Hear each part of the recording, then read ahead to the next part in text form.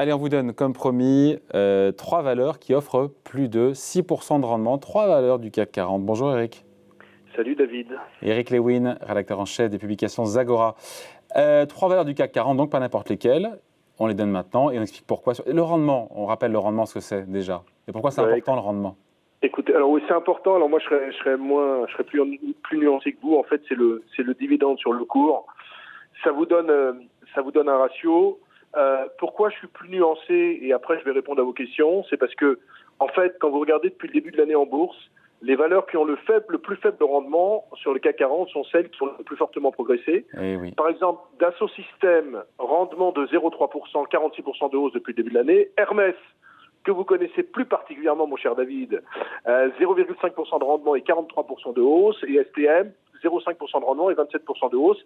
Alors que les 3 valeurs dont je vais vous parler, à part Crédit Agricole, c'est assez compliqué quand même. Donc il faut faire un choix entre la plus-value sur une action et son rendement, c'est ou l'un ou l'autre? On peut avoir les deux? La problématique du rendement, si vous voulez, c'est que c'est jamais véritablement assuré. On a vu par exemple dans l'histoire une société qui s'appelait Page Jaune, qui est devenue Solocal. Tout le monde l'achetait pour son rendement. Et puis du jour au lendemain, la boîte a supprimé le dividende et le titre s'est effondré. Donc moi, ce que je pense quand on achète une action, il faut regarder bien évidemment son rendement, mais également ses fondamentaux. C'est-à-dire que c'est pas parce que vous avez un rendement de 5% au tenté que l'année prochaine vous allez avoir le même rendement. Il peut y avoir des accidents industriels. C'est pour ça que moi, c'est pas mon indicateur le plus pertinent d'investissement quand je décide d'acheter une valeur.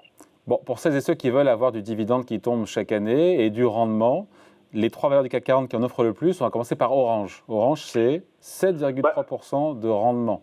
Alors, Orange, 7,3%, oui. Alors, la problématique sur ce dossier quand même, qui perd 3,4% depuis le début de l'année, c'est qu'il y a un divorce depuis des années entre la bourse et le secteur des télécoms. Vous avez vu qu'il y a une sortie de bourse pour Iliad, pour Altice. Et cette grande problématique, c'est que dans les années 2000, les télécoms avaient une croissance supérieure de 3 points à celle du PIB. Et maintenant, il y a une croissance inférieure à 2 points. Comment on explique ce désamour? Il vient de là, parce qu'encore une fois, les télécoms ont été pendant très longtemps encensés et puis boudés depuis maintenant plusieurs années. Comment on l'explique, cette désaffection, ce désamour? Alors, la consommation sur les réseaux explose, mais les revenus stagnent parce que la concurrence est féroce.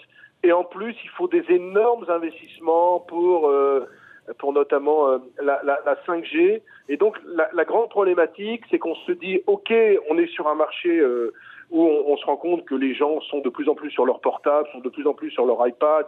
Et avec la généralisation du télétravail, on a besoin de plus en plus de données. Mais il y a une telle concurrence et il y a un tel investissement de la part des opérateurs que c'est difficile de trouver de la marge. Alors, regardez, par exemple, moi, j'ai regardé Orange sur le premier semestre. Bon, ils ont perdu 2,6 milliards parce qu'il y a une grosse dépréciation d'actifs de 3,7 milliards. Donc ça, c'est du non récurrent. Mais franchement, quand vous regardez sur le premier semestre, le chiffre d'affaires, plus 1,5%, l'EBITDA, moins 0,1%. Bon, ça fait pas rêver, quoi. C'est un dossier qui ne fait pas rêver. D'accord, mais si le cours de bourse tient plus ou moins et qu'il y a 7% qui tombent tous les ans en termes de rendement, que demander de plus? C'est pas si mal, c'est pas une catastrophe. Ouais, enfin, c'est pas si mal, mais quand vous regardez les Hermès, les Dassault Systèmes, les STM, même le luxe, même si le luxe a des problèmes en ce moment, vous dites franchement que Orange, bon, on peut l'acheter pour son rendement. C'est vrai que on a le sentiment qu'avec un PER de 9, ça peut pas aller beaucoup plus bas sur Orange, mais enfin, quand ça valait 10,50, on dit ça. Quand le CAC gagne 1%, Orange va gagner 0,2. Enfin, c'est la boîte qui fait moins bien que le CAC dans tous les sens. Alors, c'est vrai que si le marché s'effondre de 20%, Orange ne perdra pas 20%. Mais enfin, c'est peut-être une boîte à avoir en fond de portefeuille en espérant que dans l'avenir, ça se passe mieux. Et puis, la problématique d'Orange, vous le savez, c'est comment vous voulez que Orange participe à la consolidation. Est-ce que vous imaginez un seul instant qu'un fonds de private equity américain lance une opération Orange? C'est tellement politique tout ça que c'est impossible. Alors, Orange en consolidateur, le problème, c'est qu'il dépense beaucoup pour la 5G. Bon, donc on est vraiment dans un espèce d'étau. Alors on n'a pas envie de shorter la valeur, mais on n'a pas envie vraiment de l'acheter. Franchement, ça fait pas rêver. Mais c'est quand même, pour ceux que ça intéresse, 7% de rendement. Ouais, avec des taux qui sont à zéro quand même. Donc, Ah mais attendez, ouais, c'est comme une oblige. Je suis d'accord, mais vous savez que... Pourquoi pas? C'est une stratégie ça aussi, non? Mon cher David, si je vous dis le CAC 40 a gagné 20% l'année dernière, mais je vous ai acheté les actions Orange, vous avez gagné 7%, qu'est-ce que vous allez me dire? Vous allez me dire, écoutez Eric, vous êtes bien gentil, mais on va arrêter de travailler ensemble. Je vais vous dire qu'une année, le CAC 40, ça prend 20%, et l'année suivante, ça en perd 15%, alors que les 7% de rendement, ils sont là, a priori. Non, c'est vrai, mais franchement, le secteur fait pas rêver. David, excusez-moi d'être comme ça. Non, mais autant il y avait un intérêt spéculatif, parce que bon, la sortie par Xavier Niel, Orange voulait qu'il se passe quoi? Voulait qu'il sorte Orange de la bourse? En plus, c'est ultra politique, tout ça, puis les investisseurs, la politique, ça les ennuie. Regardez les cours d'Engie, regardez le cours d'EDF, regardez l'histoire de Carrefour avec Couche-Tard. Chaque fois que la politique s'en mêle, chaque fois que la politique est dans un dossier, ça se passe mal en bourse. Total Energy, c'est pas politique, Total Energy, c'est 7% de rendement aujourd'hui sur l'action.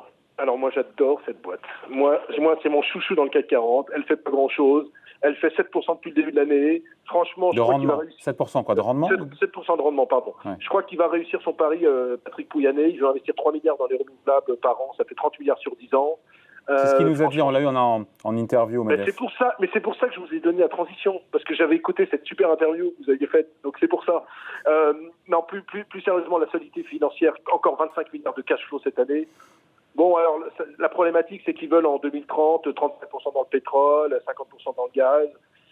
Bon, moi, je trouve franchement, la boîte est plutôt pas mal. Et franchement, en plus, ils aiment bien l'actionnaire. Ils veulent faire des rachats d'actions entre 800 millions et 1 milliard cette année. Ça fait 1% de la CAPI. Ça vaut 9 fois les bénéfices. Moi, je considère que Total Energy doit au moins gagner 20 à 25%. Pour l'instant, les investisseurs se disent quoi? Ils disent, attends...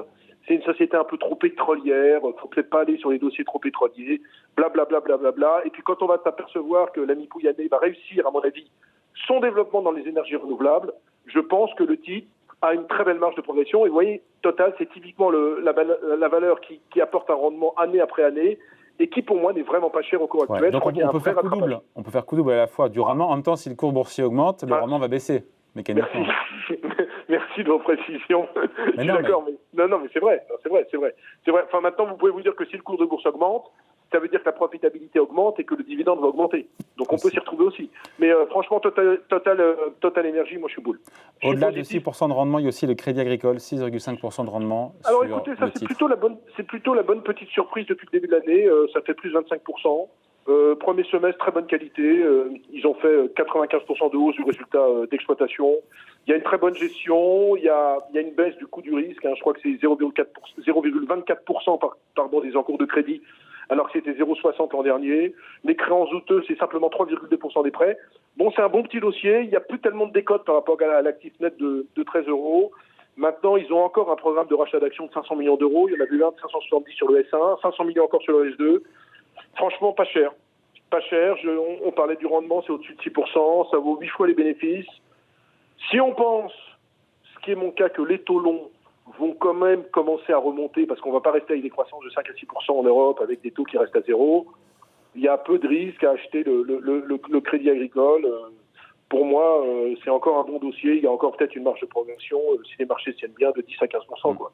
La banque est bien gérée. On n'en parle pas beaucoup. On parle beaucoup de BNP et de SocGen. Mais franchement, moi, j'aime bien. Je serais aussi assez bullish sur le crédit agricole. Voilà donc 3 valeurs qui offrent plus de 6% de rendement: Orange, Total Energy et Crédit Agricole. Et Crédit Agricole, 3 valeurs donc, du CAC 40. Merci beaucoup, Eric. Merci, David. Eric Lewin, salut.